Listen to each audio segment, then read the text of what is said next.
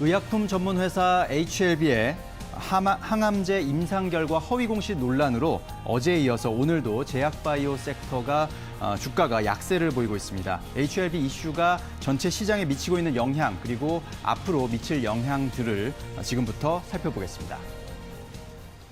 네, 지금 HLB 거래 상황 보니까요. 6.02%, 이 정도 지금 하락하면서 62,400원 선에 거래되고 있습니다. 어제에 이어서 계속해서 하락 중인 건데요. 이렇게 HLB 이슈가 코스닥 시장을 이렇게 굉장히 냉각시켰다고 볼 수가 있습니다. 정확히 어떤 이슈인지부터 알아보겠습니다. 이지 기자. 네, HLB가 개발 중인 항암 신약 후보 물질이 있습니다. 이 네. 이름이 리보세라닙이라고 하는데 이 임상 결과를 자의적으로 해석을 했다, 아니다, 뭐 맞다, 뭐 아니다 이런 거를 두고 이제 금융 당국의 조사를 받은 것으로 확인이 됐습니다. 이에 어제 말씀해 주셨다시피 진양곤 회장이 유튜브를 통해서 입장을 밝혔습니다. 그래서 인정은 했습니다. 금융 당국의 조사를 받았다라고요. 그러면서 아직까지는 결론이 나지 않았다라고 했는데 입장을 얘기한 이후에 주가가 27% 급락했고 오늘도 5% 추가적으로 하락을 하고 있는 상황입니다. 지금 문제가 되는 건 HLB가요. 2019년에 공개한 리보세라닙의 글로벌 임상 3상 시험 결과입니다. 이 임상 3상은 신약 개발의 마지막 관문이라고 할 수 있잖아요. 근데 금융 당국의 입장을 보면은 미국 FDA 식품의약국이 그 당시 사실상 실패를 통보했었는데 HLB가 이를 알고도 숨기고 자의적으로 해석을 했다라는 겁니다. HLB 입장에서는 2019년 6월에 이미 공개를 했기 때문에 허위 공시가 아니다라는 입장입니다. 사실 이제 HLB는 2019년도 6월에요. 뭐 1차 평가 지표를 달성하지 못했다라고 얘기를 하면서 추가 임상을 하겠다라고 발표를 했습니다. 이 발표를 두고 임상 실패로 여겨지면서 주가가 반토막이 나기도 했습니다. 그런데 그 이후에 임상적 유의미한 그런 부분을 이제 충분히 확보했다라고 얘기를 하면서 미국 FDA 그러니까 식품의약국에 시판 허가 신청 이런 부분을 이제 내겠다라고 하면서 8월에 밝혔고 9월 같은 경우에는요. 리보세라닙 글로벌 임상 3상 성공이라는 문구가 적힌 이 보도 자료를 배포하기도 했거든요. 네. 이런 사실 일련의 과정이 있었습니다. HLB는 증선이 조치를 이제 앞두고 있어요. 증권선물거래소라고 하는데 위원회라고 하는데 이 조치를 앞두고 있어서 이 결정에 따라서 금융당국이 HLB를 검찰에 고발을 할지 아닐지 이걸 이제 결정을 한다고 합니다. 사실 임상 3상 성공률은 높지는 않대요. 글로벌 네. 제약사 모두 비슷한 입장입니다. 임상 3상이 좀 실패한 거는 좀 아쉽긴 하지만 그보다도 이것은 거짓이다 아니다 허위 공시를 갖다가 지금 입장이 이제 나뉘는 거잖아요. 네. 그렇기 때문에 시장의 전반적인 입장은 이런 상황에서 제약바이오주를 과연 믿고 투자할 수 있겠느냐 이런 또 의심이 있기 때문에 이게 조금 더 일파만파로 퍼지고 있는 상황입니다. 네. 자, 지금 셀트리온 같은 경우에는 이제 좀 상승 추세지만 어제 같은 경우에 이제 그 문제가 불거지면서 바이오주 전반적으로 하락 추세였거든요. 아무래도 투자자들 입장에서는 바이오주에 대한 좀 신뢰감이 많이 떨어진 건 분명했던 것 같습니다. 이런 이슈가 또 처음은 아닌 걸로 알고 있는데요. 네. 네, 맞습니다. 이 바이오주 유독 이런 이슈가 잦다 보니까 네. 한 가지 이슈가 터지다 보면 여타 바이오주들도 조금 급락하는 그리고 그 하락의 영향을 받는 모습을 보이고 있습니다. 일단 바이오주의 어쩔 수 없는 좀 특성 때문이기는 합니다. 네. 일단 임상을 거치고 이 신약이 허가 나기까지 한 평균 10년 정도가 걸립니다. 그런데 이렇게 장기간 동안 이런 투자자들 입장에서는 확인할 수 있는 게 기업의 입이죠. 그렇죠. 그러니까 공시를 통한 이런 발표 내용밖에 없으니까 굉장히 확인이 어렵다라는 부분. 그래서 이런 허위 공시라든지 불성실 공시 내용이 나오게 되다 보면 소비자들은 이 투자자들은 혼란으로 받아들이고 공포를 느낄 수밖에 없는 겁니다. 관련해서 비슷한 이슈들 있었습니다. 2019년에 딱 떠오르실 게 코롱 티슈진의 인보사 사태입니다. 이 관절염 치료제 관련해서였는데요.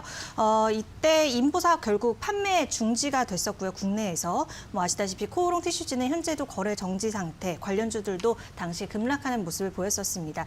뭐 2019년에 좀 악재가 많았습니다. 헬릭스미스 그리고 신라젠의 임상 실패 중단 소식도 있었고요.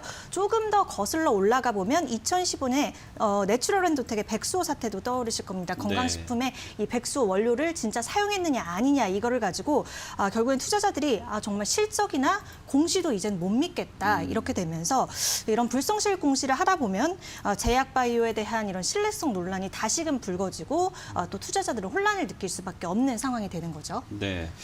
자, 그 HLB 이제 허위 공시 논란에 그 바이오주 전반에 어제 증시 상황에서 봤을 때 분명히 부정적인 영향을 미쳤다고 볼 수가 있는데요. 송정 기자, 그렇게 봐도 되겠죠? 네, 그렇습니다. 일단 HLB 그룹 그 시가총액이 어제 하루에만 1조 7,300억 원 네. 증발하는 그런 현상이 나타났는데요. HLB와 HLB 생명과학 같은 경우는 하한가에 거의 육박하는 그런 수준의 급락폭을 나타냈고 HLB 제약도 20% 넘게, HLB 파워는 14% 급락하는 그런 모습이었습니다. 이에 따라서 이제 그룹 대장주인 HLB가 코스닥 시총 3위였거든요. 그런데 8위까지 밀린 바 있습니다. 이 여파로 코스닥 내 주요 바이오 종목 전반적으로 투자 심리가 좋지 않았습니다. 셀트리온 헬스케어, 셀트리온 제약, 시젠, 알테오젠 등 바이오 업종이 어제 2에서 3%대 안팎의 하락률을 기록했습니다.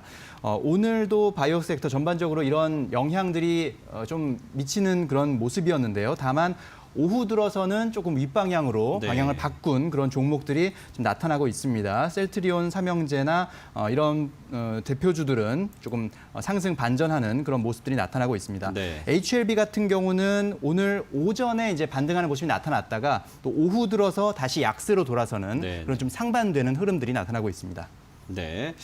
자, 지금 말씀하신 대로 오늘 상황에서는 그래도 코스닥 그 바이오 대형주들은 좀 견조한 흐름이 있기 때문에 이번 HLB 이슈가 그렇게 크게 코스닥에 영향을 미칠까 의문점은 있습니다. 어떻게 보시는지 이 기자? 네, HLB 이슈가 사실 이제 허위 공시 이슈이기 때문에 큰 악재이긴 합니다. 네. 그래도 대부분의 전문가들은 코스닥 시장으로 봤을 때는 큰 영향을 미치지 않을 것이다라고 판단하고 있었습니다. 일단 HLB의 시총 오늘 보니까 9위더라고요. 네. 근데 그 시총 비중이요, 코스닥 시장 전체의 0.9% 수준입니다. 1위가 셀트리온 제약인데 시총 1위가 셀트리온 헬스케어인데 이 종목이 시총 비중이 5.4%입니다. 네. 그리고 셀트리온 제약이 1.53% 수준입니다. 그거에 비해서는 미미한 그런 비중이고요. 제약 바이오 섹터에는 일정 부분 영향을 미칠 수 있어도 코스닥 시장에 큰 영향은 제한적이다라고 보는 입장은, 사실 생각해보면 또 코로나 백신 나온 이후에 코스닥 시장에서 제약 바이오주의 그 주도력을 잃은 상황입니다.